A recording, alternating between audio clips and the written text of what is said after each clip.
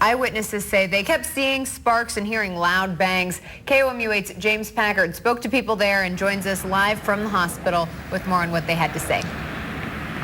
Well, Jim and Brittany, the good news is there were no injuries reported as a result of that fire earlier today here at the Boone Hospital Center. You can see they now have a white tarp up over the northeast corner of the building that was damaged by that fire. And Broadway was shut down in both directions for a majority of the morning and afternoon, but as you can see, it's back to a full flow this evening. Those flames, though, did create a scare for a lot of people in this area. Wow.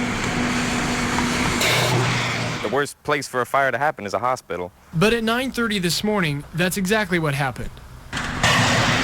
Boone Hospital Center needed help of its own. Our lights in our office were flickering and going off, and so we all ran to the windows to look out, and there was lots of sparks flying. I thought it was going to blow up the building. Yeah, I was a little nervous. I was extremely worried. Yeah, our manager called 911, and she was actually put on hold because everybody was trying to call the whole time.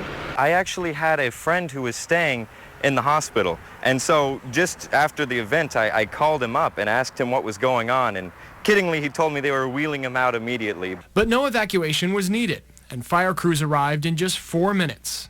Our ability to get here quickly and start working on the problem certainly helps. Firefighters believe the blaze started in the piping on the roof, an electrical fire.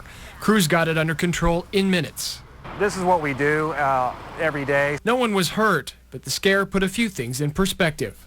A fire of any kind, in fact, a disaster at all, can happen in the places where you least expect it.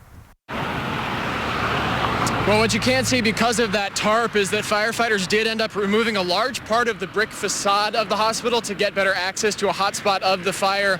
Now, right now, they tell us they are still trying to determine a cause of fire. And in fact, just a couple of moments ago, we saw a couple of men up on the roof examining that area of the hospital's facade.